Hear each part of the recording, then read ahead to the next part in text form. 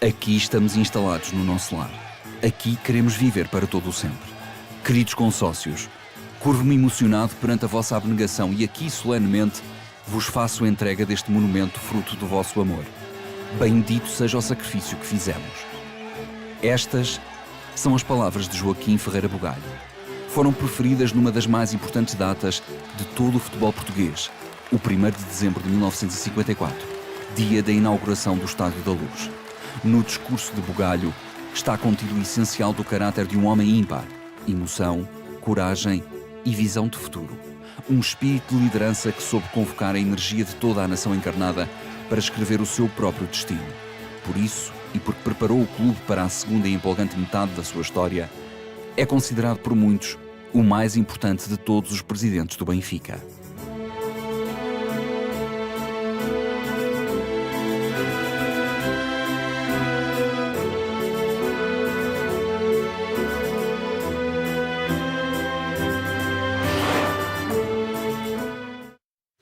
Quatro anos, 2 meses e 17 dias. É este o curto intervalo de tempo que separa o nascimento de Joaquim Ferreira Bugalho no concelho de Alcobaça em dezembro de 1899 e o Benfica, então Sport Lisboa, em fevereiro de 1904. Os destinos do clube e do seu futuro presidente não tardariam a cruzar-se. Corriam os primeiros e conturbados anos da República Portuguesa, quando o jovem Bugalho vem para Lisboa tentar ganhar a vida. Veio para Lisboa cedo, aos seus 14, 15 anos, segundo rezam as crónicas da família, com uma educação base, penso que pouco mais do que aquilo que nós hoje chamamos a 4ª classe ou o 4º ano, e veio trabalhar. Veio trabalhar, ele era o irmão mais velho de 12, uma coisa que complica bastante as nossas tentativas de encontrar a família toda. Veio para Lisboa trabalhar e relativamente cedo foi trabalhar para casas de câmbios, primeiro certamente como auxiliar ou como assistente, não sei como é que se diria na altura. Sempre foi uma pessoa muito disciplinada, muito aprendeu, dentro da área, sempre no setor bancário e cambial.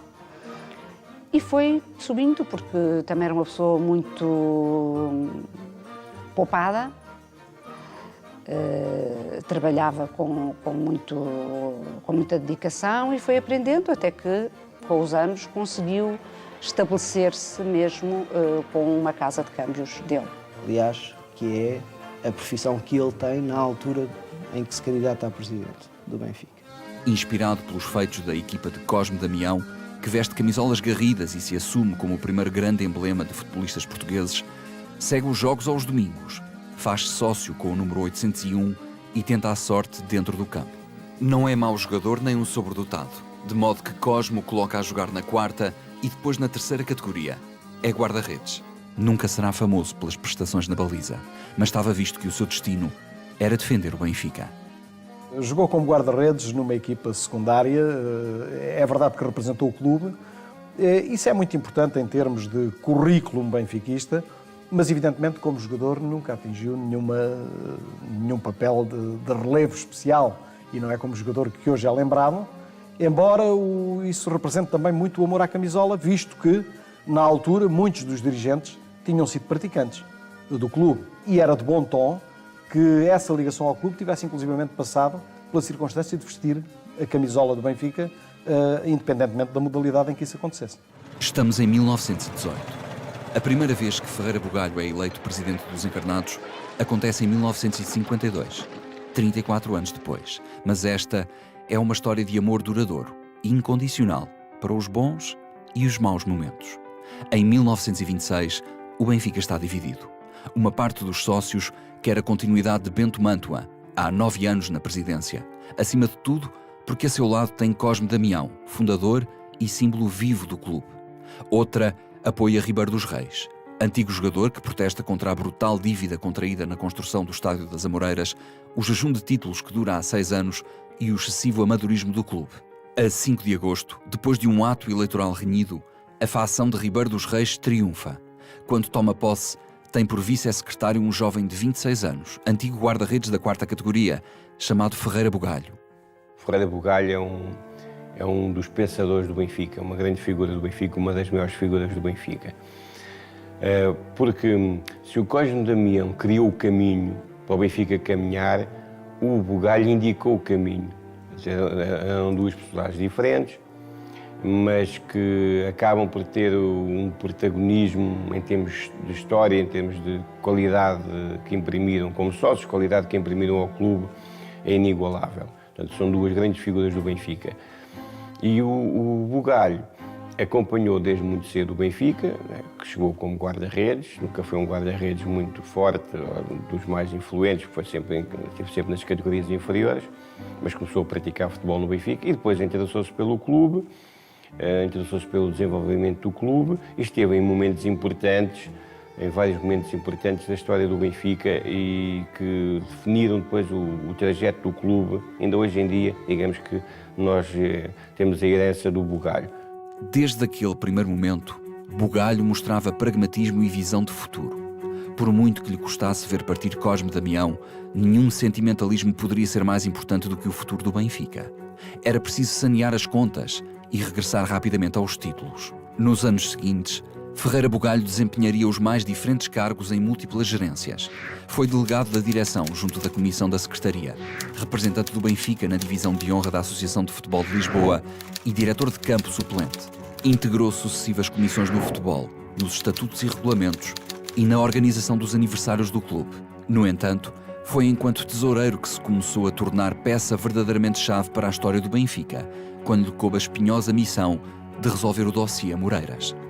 Ferreira Bugalho não era um homem rico, muito pelo contrário.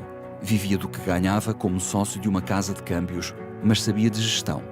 Conduzindo uma demorada negociação com o Ministro das Obras Públicas, conseguiu que o Benfica recebesse pela expropriação do Campo das Amoreiras, onde o governo queria fazer passar uma autoestrada, o valor suficiente para liquidar por fim a dívida contraída na construção do recinto.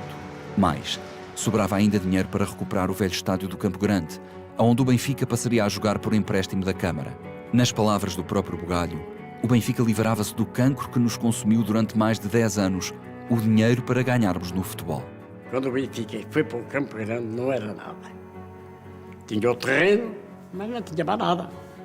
Umas bancadas lá podres e aquilo tudo. E é claro, o Benfica fez aí, construiu aí, fez um grande peão e fez um campo muito jeitoso. Chamavam-lhe a Estância de Madeira porque era tudo bancadas de madeira. O Bugalho conhecia muito bem o Benfica, porque além de ser um sócio antigo, era um sócio ativo, um dirigente que se preocupava com o clube, que se preocupava com as melhores soluções para o clube. E quando negociou a expropriação do Estado das Amoreiras, ele tinha condições ótimas para saber o que é que, melhor que ninguém, ele sabia o dinheiro que fazia falta, quanto é que fazia falta, qual era a verba e quanto é que o Benfica ainda depois teria que despender para conseguir fazer obras também de melhoramentos num campo provisório, que era o Campo Grande, para permitir que os jogos de futebol pudessem ter uma assistência razoável que desse também receitas de bilheteira. Portanto, o Bugalho era muito importante porque conhecia muito bem, além de conhecer muito bem o futebol do Benfica, conhecia muito bem as finanças do Benfica. O grande presidente, o Joaquim Bugalho, que nessa altura não era presidente, mas era destacado dirigente do Benfica, quando fomos para o Campo Grande, declarou no jornal que, bem, finalmente temos o problema resolvido, o problema de assistência, porque o Campo Grande tinha dava entrada a 20 mil pessoas. Acontece que logo no primeiro jogo as pessoas não couberam no Campo Grande e o Joaquim Bugalho enganou-se.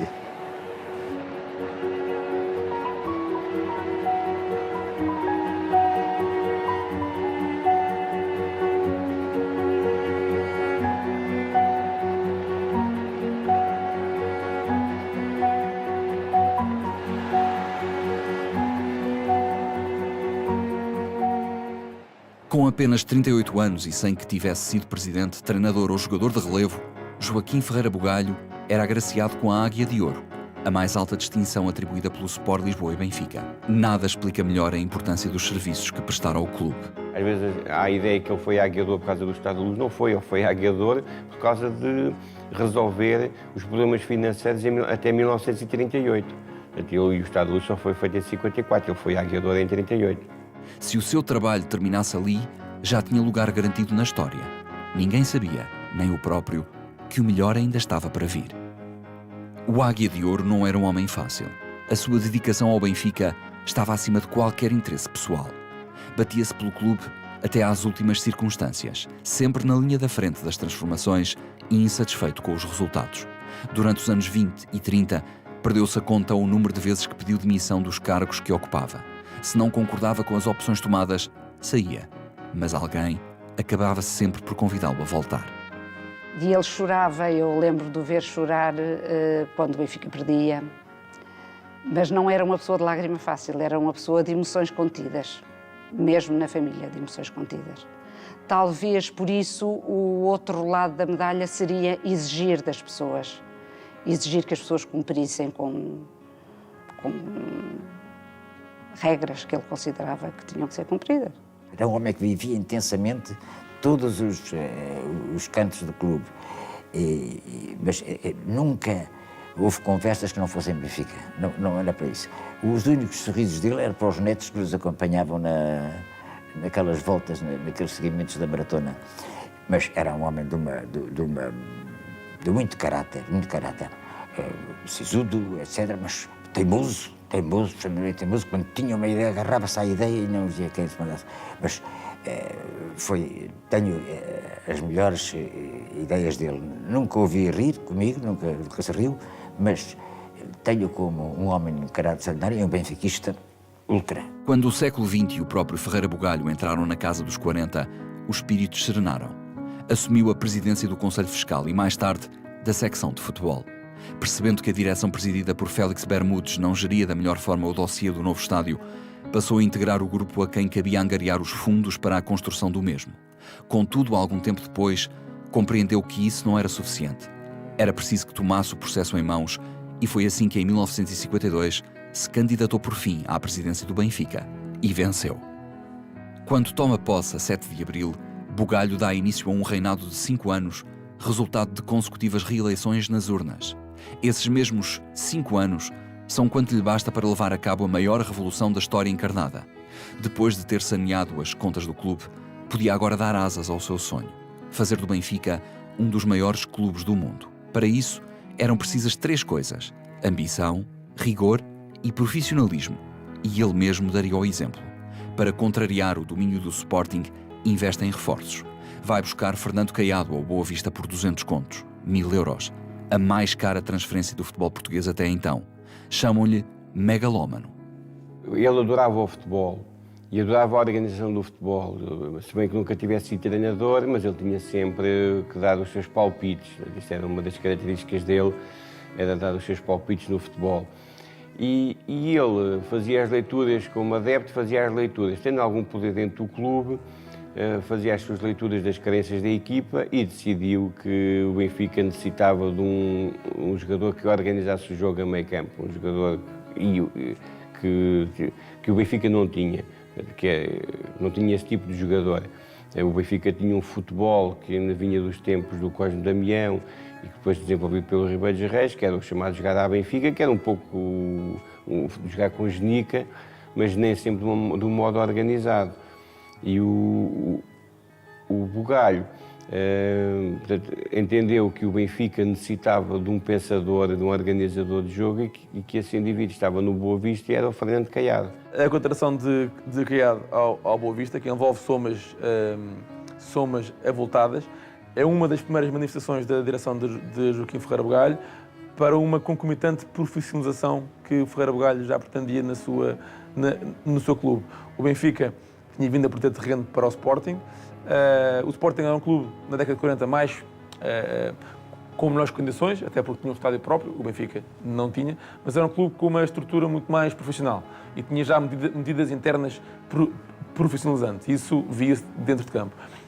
E essa contratação do Caiado ao Boa Vista vem no sentido de dotar o clube de uma maior profissionalização. E se fosse preciso gastar dinheiro para se reforçar a equipa, Ferreira Bugalho fazia e fê-lo. Quando Caiado se torna uma referência do meio-campo encarnado e, mais tarde, num símbolo da nova organização e querer benfiquistas, as críticas silenciam-se. No ano seguinte, Bugalho resolve com autoridade outra questão delicada: Félix Antunes, considerado ainda hoje um dos melhores centrais de sempre do Benfica, é dos 11 jogadores da seleção nacional que são cilindrados na Áustria numa célebre derrota por 9-1.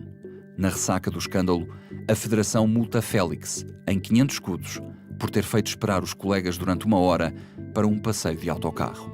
Indignado com o comportamento do jogador, Bugalho multa-o em 1.500 escudos quando regressa a Lisboa.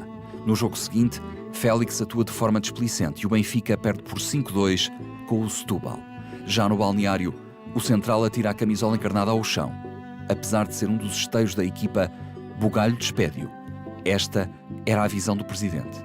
Para o clube triunfar, todos tinham de perceber que nada nem ninguém eram mais importantes do que aquela camisola. O Bugalho não se podia tocar no Benfica, coisa. E fosse ele, Félix Antunes, fosse quem fosse, basta dizer que abdicou de Rogério, que era um grande jogador de tempo. O Félix teve, eu creio que num jogo com o Vitória de Setúbal, no campo dos Arcos, teve uma atitude que pisou a camisola, coisa do género, e o Bugalho, implacável, imediatamente o excluiu. E, numa Assembleia Geral seguinte, alguém quis saber das razões, alguns sócios quis saber, e o Bugalho disse, eu pedi aos sócios que ele não queria reavivar a situação. Eu pedi aos sócios que não me pedissem que revelasse os motivos da exclusão do Félix, porque isso não dignifica o Benfica. E eu não disse nada, mas todos sabíamos, daí a saber o que é que o Félix tinha feito. Era um jogador de birras, mas era um grande jogador. Era o respeito pelo clube, a ideia de respeito pela instituição, que era realmente muito importante. Ninguém estaria acima do Benfica, nem mesmo o Félix Antunes, que era um jogador de exceção. O Félix ainda hoje é recordado porventura, como o melhor central de sempre do futebol do Benfica, ou seguramente entre os primeiros de sempre do futebol do Benfica, porque era um jogador extraordinariamente dotado, um defesa central de uma capacidade extraordinária. E, portanto, isso serviu também de exemplo, porventura. Terá sido excessivo, talvez, mas o gesto foi um gesto evidentemente irrefletido, mas Ferreira Bugalho quis com isso significar certamente que ninguém, fosse quem fosse, nem que fosse um jogador com a classe de Félix Antunes, estaria acima do próprio clube. O Bugalho com o Félix foi inflexível e isso mostra a personalidade do Bugalho e o modo como ele colocava o Benfica acima de tudo e todos, até dele próprio. A 14 de junho de 1953, Ferreira Bugalho dá início àquela que viria a ser simultaneamente a maior obra da sua vida e a mais empolgante odisseia da história do Benfica. A imagem do presidente, lançando a enxada à terra, ficaria famosa. Era o ato simbólico que dava início à construção do Estádio da Luz. O Sport Lisboa e Benfica estava à beira de completar 50 anos e ainda não tinha estádio próprio. Ao longo de décadas, percorreu a cidade de Lisboa atuando em diferentes recintos, muitas vezes em condições inimagináveis, de que era sempre obrigado a sair pelas mais diferentes razões. O velho estádio do Campo Grande, pensado para ser apenas uma solução provisória, era a casa do clube há mais de 10 anos. A situação há muito que passara os limites do sustentável. Agora, os sócios sonhavam com uma obra grandiosa, cheia de luxos, mas Ferreira Bugalho sabia melhor do que ninguém quando custavam utopias como o Estádio das Amoreiras. O novo estádio ia ser feito à medida do Benfica, isto é, à medida do maior clube português, mas também dos seus recursos. No dia em que Bugalho deixasse a presidência, não deixaria ao seu sucessor um só tostão de dívida por pagar. Era muito rigoroso com as contas, era ao centavo. Era tudo ao centavo. Não quer dizer que fosse, como se diz, que não gostasse de gastar, mas achava que realmente as contas tinham que ser certinhas. O Bugalho sabia que o Benfica, para ter uma boa equipa de futebol e para ter um futuro radioso, teria que ter um estádio. Um estádio, como ele dizia, a dimensão do Benfica. Não um estádio luxuoso, um estádio dispendioso, não, um estádio económico, mas um estádio com categoria, um estádio que dignificasse o clube. E foi isso que ele fez. As obras começam num terreno cedido pela Câmara em Carnide. À época, uma terra de ninguém nos arredores de Lisboa.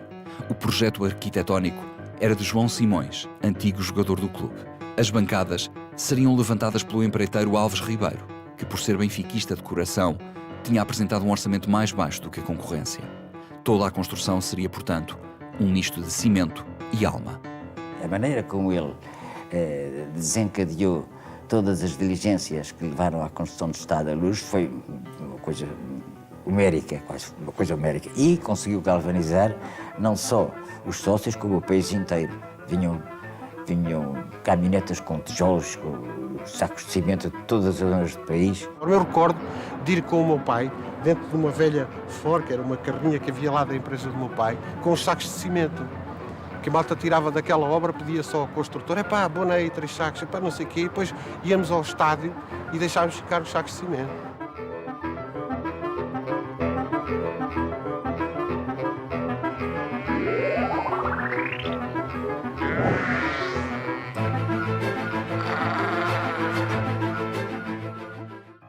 Durante ano e meio, trabalha-se dia e noite em Carnide. O estaleiro é destino diário da romaria de milhares de adeptos que vão trabalhar voluntariamente na obra, que chegam a pagar para trabalhar ou que querem simplesmente assistir ao andamento dos trabalhos. Em volta, há barraquinhas de comida e rifas cujas receitas revertem para a empreitada. À porta da Secretaria do Clube, na Baixa de Lisboa, é instalado um milheiro gigante. Todos os dias passam por lá centenas de adeptos, do mais abastado ao mais humilde, para deixar o seu donativo. Fazem-se rifas e leilões de tudo, bandeirinhas de papel, garrafas de vinho do Porto, até uma gaiola com 2 periquitos. Os adeptos compram tudo por valores astronómicos e logo oferecem os objetos de novo ao clube para que os possa voltar a leiloar. O povo respondia em massa ao repto de Ferreira Bugalho. A obra é para todos. Tem, portanto, de ser obra de todos. Ele foi um agregador e um líder de massas, que é, esta é a nossa missão, este é o nosso desígnio, bora lá fazer isto. Ok, ele é o homem do estádio, mas foi sempre a envolver as pessoas e os sócios e os simpatizantes à volta de uma missão. A campanha do estádio é uma coisa que não se pode voltar a fazer, mas não. Foi uma campanha fabulosa, extraordinária. Eu assisti a leilões em que se leiloavam um simples lápis, um simples charuto, era leiloado 10 vezes consecutivas. Ao fim de 10 vezes, o charuto continuava na posse do clube e tinha produzido 1,5 conto, que era um dinheirão. Foi uma campanha absolutamente fora de sério. Depois inventaram-se as enxadadas do terreno, assim que o terreno esteve em Vigo. Cada enxadada era 10 escudos, mas foram lá todas a contribuir com 10 escudos. No dia em que as máquinas foram para lá para começar as obras, esse Bugalho e outros mais, Ribeiro dos Reis e isso tudo, arranjaram lá um bocado de terreno, houve uma grande festa nesse dia. Fizeram lá um arraial e tal, barracas com comes e bebes e tal. E então puseram lá um bocado de terreno e uma enxada. Quem desse ali uma enxadada pagava 5 escudos. Foram ir buscar uma verba que não quero saber. Foi o dia inteiro a dar enxadadas. Não há dúvida nenhuma que a campanha do estádio foi uma epopeia autêntica. Eu posso contar em 1 minuto uma pequena anedota, que não é anedota que se passou. Apareceu lá uma senhora um dia a oferecer um galo para os leilões. E o marido à tarde, que fazia anos nesse dia, chegou para jantar o galo. E ela diz, eu ofereci isto para os leilões do Benfica. Está bem, mulher, ainda bem que é uma festa muito mais bonita. Faziam-se leilões, leiloava-se tudo, coisas oferecidas ao clube. Então fazíamos permanentemente leilões. Tudo servia para se dar dinheiro.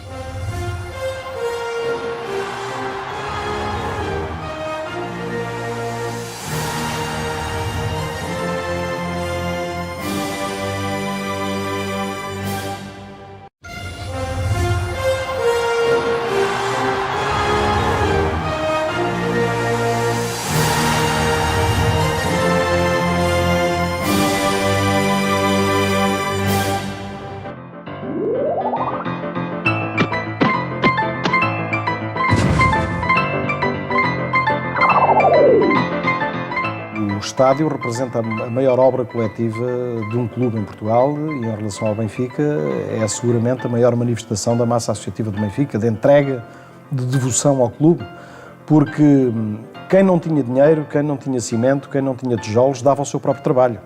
Portanto, muita gente disponibilizava horas e horas de trabalho. No antigo estádio, por debaixo do terceiro anel, havia uma série de azulejos com os nomes de muitos daqueles benfiquistas que tinham feito parte da comissão para o estádio e da comissão de fomento e propaganda, que desenvolveram ao longo de 2 anos milhentas iniciativas em feiras, na Feira Popular de Lisboa, em almoços, em jantares, em excursões, em festivais, enfim, tudo aquilo que nós possamos imaginar, justamente para arranjar dinheiro para o estádio. O Estádio da Luz é o produto de uma série de atividades que Ferreira Bugalho desenvolveu, que teve, da parte dos sócios, uma aderência sem paralelo, extraordinária.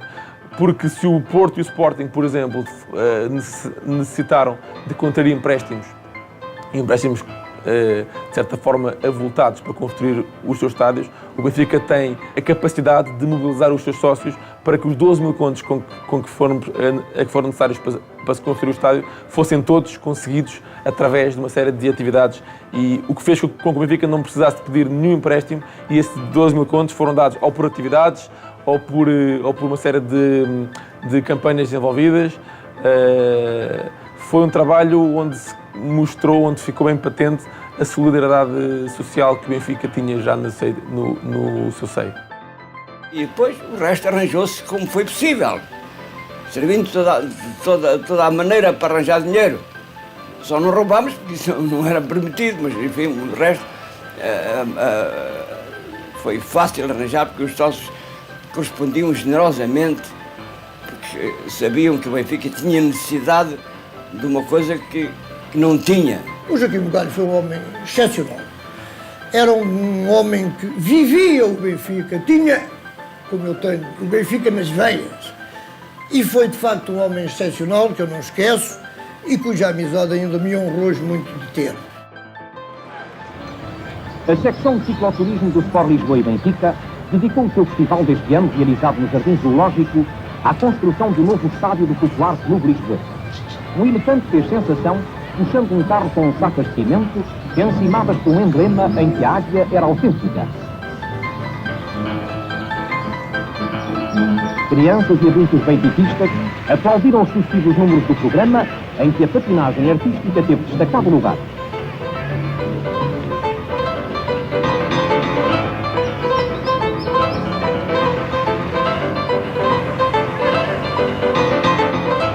E apresentou-se a nova modalidade do hóquei em bicicleta. Movida pelos discursos empolgantes do Presidente, a massa adepta encarnada envolve-se numa dinâmica inimaginável.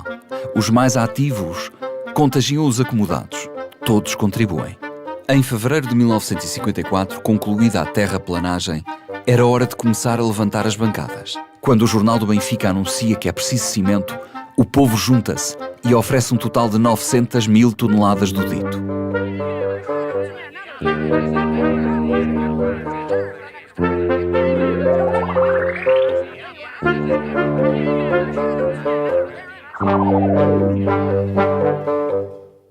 Bugalho, aquele homem duro e frontal que todos tinham aprendido a admirar, declara comovido: o que se está a passar ultrapassa as barreiras da normalidade. Desejaria ter uns braços intermináveis para poder abranger-vos a todos num mesmo abraço. Para além do betão, ainda há espaço para a arte. Com o objetivo de encorajar os benfiquistas, Paulino Gomes Júnior, diretor do Jornal do Clube, escreve uma canção dedicada ao sentimento que une toda aquela massa humana. O tema é apresentado num sarau no Pavilhão dos Desportos, onde, uma vez mais, a receita reverte a favor da construção do estádio. O famoso cantor Luís Pissarra é chamado a interpretá-la e, quando o faz, os 6.000 presentes levantam-se e aplaudem longamente de pé, com lágrimas a correr pelo rosto. A partir daquele dia e para sempre, todos tinham por fim as palavras exatas para explicar, afinal, o que é isso de ser benfiquista. A 1 de dezembro de 1954, Ferreira Bugalho abre a porta principal. As restantes 13 portas são abertas em simultâneo para dar entrada aos milhares de adeptos que esperam cá fora. Minutos depois, as bancadas estão completamente cheias por uma imensa multidão emocionada, arrepiada pela grandeza da obra, do fruto do seu esforço e dedicação. do milagre que tinham visto acontecer diante dos próprios olhos, do inexplicável sentimento que provocava aquele arrepio geral. 50 anos depois, o Benfica tinha chegado a casa. Foi um dia de grande alegria para o universo benfiquista. A gente jogávamos no Campo Grande, treinávamos no Campo Grande, que era um campo sem condições mínimas para um clube com a grandeza do Benfica. De repente a gente passa para um estádio relevado, maravilhoso. Epá, foi uma coisa que, pronto, está lá há muitos anos e as coisas vão passando, a memória também começa a ficar muito longe, mas lembro que foi um dia foi uma grande festa. Dei aos encontrões para chegar a ter um lugar para me sentar, porque não havia lugar naquele tempo. E era pior, sei lá o que era tanta gente que não cabia, já não cabia gente dentro do campo. Já se sentavam à volta da relva nesse dia. Foi um dia inesquecível, fogo de artifício, festas nas ruas, tudo. Foi uma coisa favorita, pronto. O Benfica tinha um historial em relação ao seu campo, que era um historial mesmo de quase um destino, quase que era um fado não ter campo. E quando se constrói em 1954 e quando se inaugura em 1 de dezembro de 1954 o Estádio da Luz, há uma emoção generalizada de todos os sócios. Tanto que se fala na imprensa e nos relatos que eu tive a oportunidade de ver, fala-se em choro, em lágrimas, em desmaios, em pessoas que estavam numa emoção de tal ordem que não se conseguiram conter e gritaram. Há uma série de acontecimentos nesse dia que nos mostram claramente que estamos a falar de um acontecimento único na vida e na história do Benfica. Por exigência do presidente, os primeiros a pisar o relevado são os operários, técnicos, arquitetos e engenheiros responsáveis pelo recinto. Depois, segue-se a festa e o desfile de 3.000 atletas. Ferreira Bugalho discursa: aqui estamos instalados no nosso lar. Aqui queremos viver para todo o sempre. Queridos consócios, curvo-me emocionado perante a vossa abnegação e aqui solenemente vos faço entrega deste monumento fruto do vosso amor. Bendito seja o sacrifício que fizemos. Depois, desfalece, saindo amparado por Gastão Silva e Paulino Gomes Júnior. Os duros também choram. O presidente Joaquim Ferreira Bugalho tinha uma imagem muito austera e muito autoritária e parecia um durão. De facto, ele nesse dia, inclusive, ele sente-se mal e quase que desmaia. Emocionou-se de tal forma que quase que desmaia. Só quem viu os antecedentes, só quem sofreu os antecedentes desde o momento em que ele garantiu os terrenos, a posse dos terrenos, etc., só quem realmente assistiu àquela chama imensa de coisas é que pode avaliar. Ele tinha razão para isso, porque foi a grande luta da vida dele. Durante anos, aquilo durou muitos anos. Ele já vinha com aquela ideia de estádio há muitos anos. E nesse dia, está-se-me a ver, não podia deixar de ser. Eu diria que no caso dele é mais do que normal, mais do que expectável que acontecesse, que foi, se quiser, a causa de uma vida, não é? Antes de ser presidente era aguiador, portanto, por ser aguiador do Benfica, já deve ter feito muita coisa em prol do Benfica. E depois é presidente, põe uma coisa na cabeça que vai dar um estádio digno ao clube dele e dá, sem ficar com dívidas, com toda a gente à volta dele e à maneira dele, para o bem, para o mal, para a imagem e semelhança dele, chega ao dia, está feito, quer dizer, é a obra de uma vida e eu aí acho perfeitamente expectável, normal, que se vá completamente abaixo. E se quer que lhe diga, o facto de ele conseguir sair pelo pé dele, já acho muito bom, porque a emoção deve ter sido brutal. Então eu recebi a chave e quis fazer dela entrega ao Sr. Tenente Coronel Ribeiro dos Reis, que era o Presidente da Assembleia Geral, e ele então respondeu: não, ó Bugalho, você sempre que se refere a mim em atos oficiais, diz sempre que eu sou a figura número 1 do Benfica. Pois a partir de hoje a figura número 1 é você. É você que lhe compete abrir a porta do estádio. E eu abri a chorar, Entrei na primeira cadeira que encontrei, sentei-me ali e ali fiquei a chorar, até que do estádio me chamaram, os alto-falantes, para vir ao campo. Eu, nessa altura, tive que vir mesmo, amparado pelos meus colegas de direção, que estava arrasado. O único pormenor imperfeito é o jogo inaugural. Jacinto marca o primeiro golo, mas na própria baliza. Palmeiro acaba por ser o primeiro a acertar na baliza certa, mas no fim, o Porto vence por 3-1, retribuindo a gentileza de há 2 anos, quando o Benfica tinha vencido na inauguração das Antas. Dezembro de 1954, o jogo contra o Porto. Nós tínhamos ganho lá ao Porto quando foi a inauguração do Estádio das Antas. Eu não jogava ainda no Benfica nessa altura. Tínhamos ganho lá por 8-2. E então, depois eles foram convidados para vir cá à inauguração da nossa cidade. Ganharam 3-1.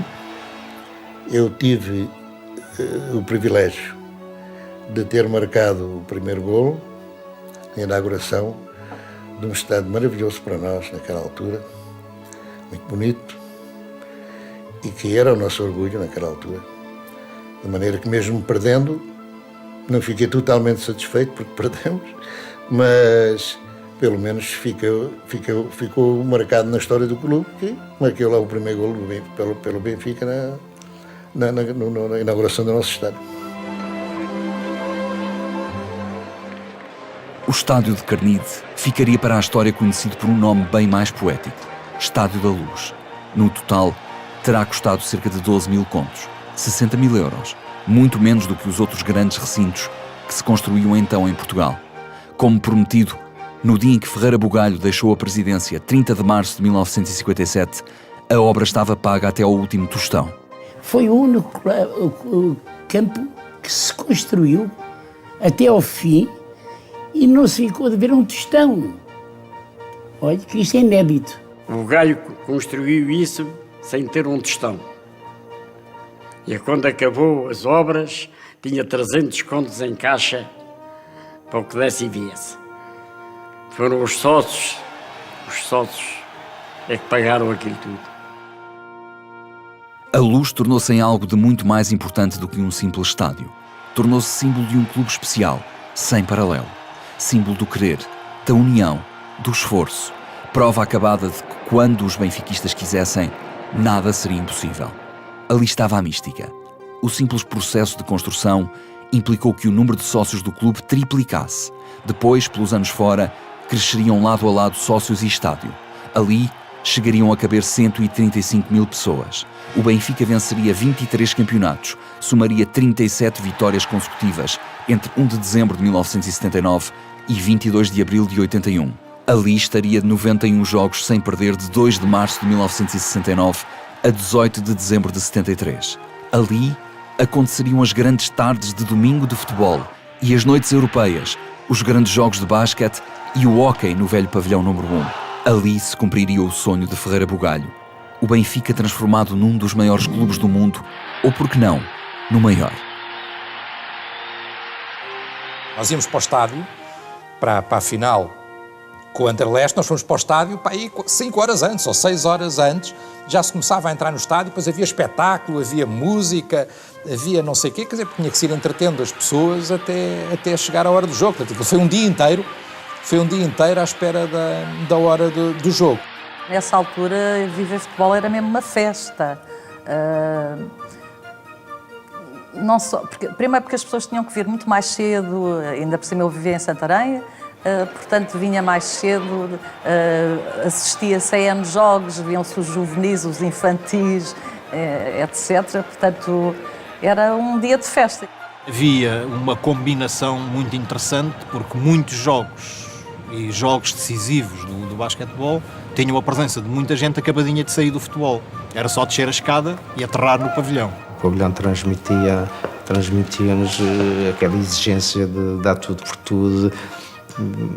E recordo que o trocado naquela altura até dizia, ela às vezes não tinha mais receio da equipa adversária, tinha receio quando jogávamos em ambientes com pouco público, porque quando ele sabia que tinha muito público, adverso ou a favor, é quando nós nos galvanizávamos. O estádio com 120 mil sempre, 120 mil, melhor ainda, 120 mil 2 horas antes do jogo começar. Isto é, quando ias ver a relva, os jogadores iam ver a relva, estava o estádio cheio. Não é? Isto em Portugal era assim, não só o Estádio da Luz, mas o Estádio da Luz porque eram 120 mil pessoas. Recordo-me que naquele estádio também, com a seleção, quando eram as armas, a relva tremia, não é? Era uma sensação única que tinhas, não é?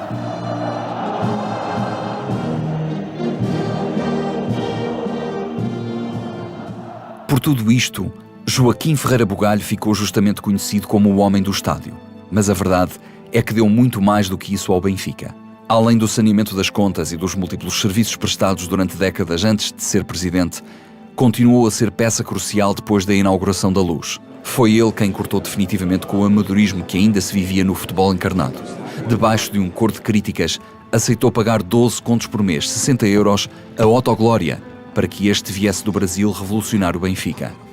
Em 1953, talvez erro, o Joaquim Bugalho estava farto de... Tínhamos tido treinadores que saíam e a equipa estava esquisita. E então o Joaquim Bugalho decidiu, vamos profissionalizar. Quer dizer, não há mais jogadores, como eu vi, a irem às 9 horas para o escritório, ter ido para o escritório ou para o Grêmio, não sei o quê. Acabou-se isso. E então implantou-se o profissionalismo no Benfica. Houve jogadores que se dispensaram disso, caso do Rogério Andes de Carvalho, que era um fenómeno do tempo, porque era um homem que vendia carros e com a sua habilidade e com o facto de ser quem era no Benfica, tinha uma vida de vendedor de automóveis estupenda. E então abdicou e regressou ao velho Oriental, onde dava concertos de bola todos os 8 dias. O Otto Glória chega na altura em que o Benfica procura resgatar um pouco do seu prestígio. Não é? Naquele momento é o Sporting dos violinos que ainda manda no futebol português, pelo menos em termos de ideal de bom futebol. Ele chega a Portugal na altura em que o Benfica está a refundar as suas bases, em que olha exatamente para o lado ultramarino do nosso futebol, que nunca pode ser associado da nossa época áurea, dos anos 50, 60.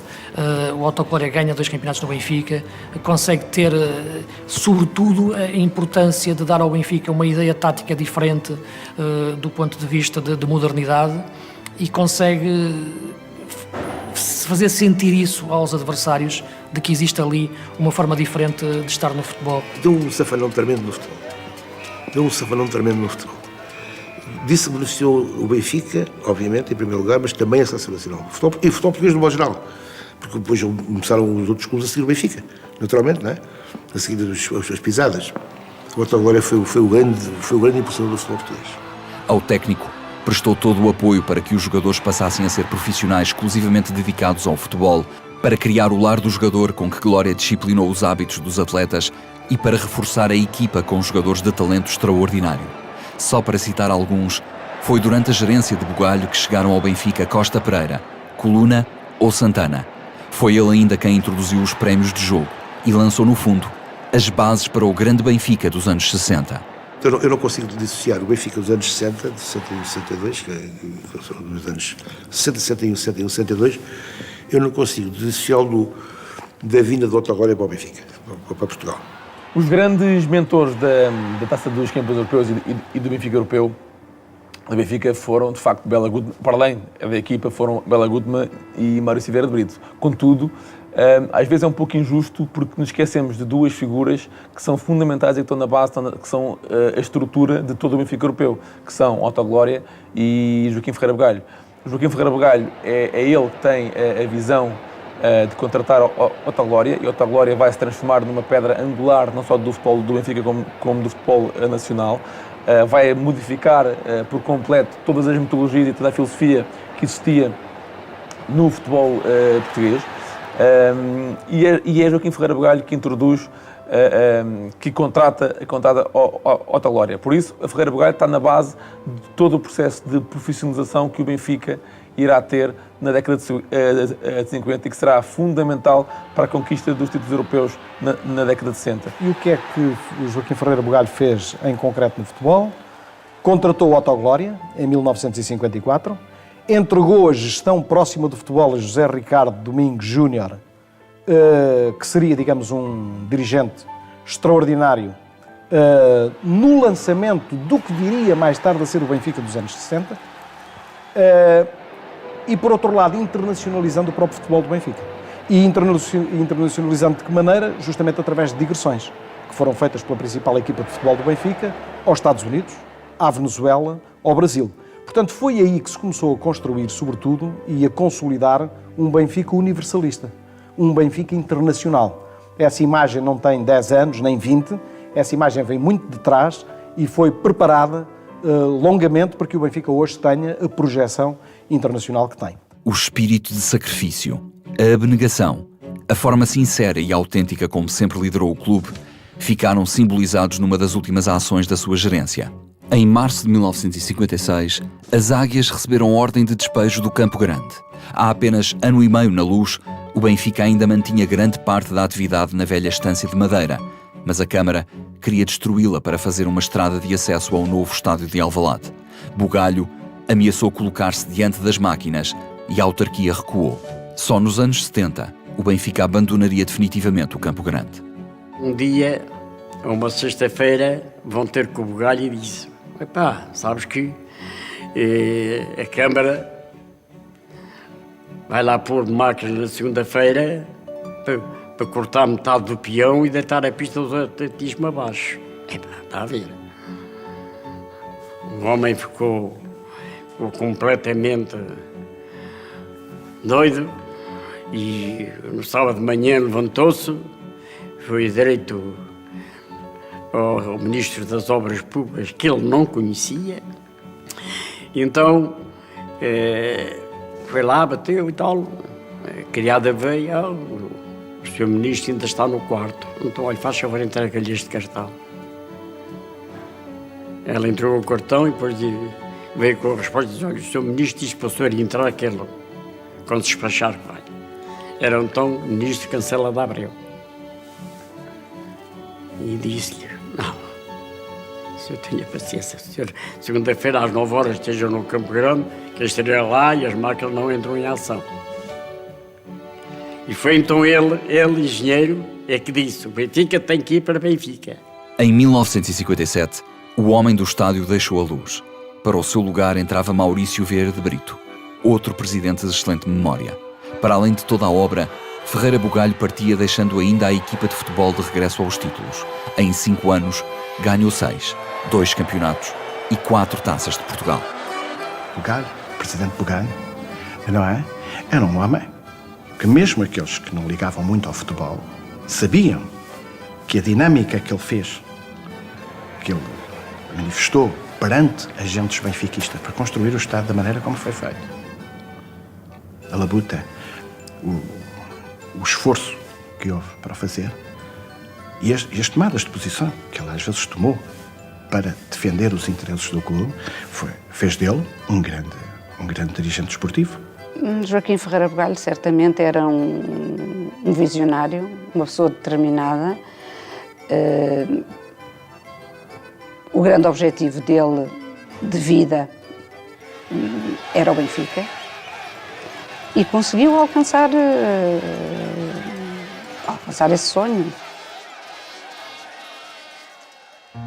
Ferreira Bugalho viria a morrer 20 anos depois, a 30 de setembro de 1977. Era então o sócio número 44 do Sport Lisboa e Benfica, clube que praticamente refundou. Mais do que qualquer outro, foi ele quem operou a transformação do Benfica antigo no Benfica moderno. Como todos os grandes homens, foi polémico e contestado, mas provou que o caminho por ele escolhido estava certo. Há de ser sempre conhecido como o homem do estádio, mas foi homem de muito mais. Deu 40 anos de vida ao clube, uma casa, condições para renascer, força e ambição para acreditar em todos os sonhos. Nas palavras simples e exatas de Francisco Calado, amigo e antigo jogador do clube, Joaquim Ferreira Bugalho deu vida fora, a alma pelo Benfica.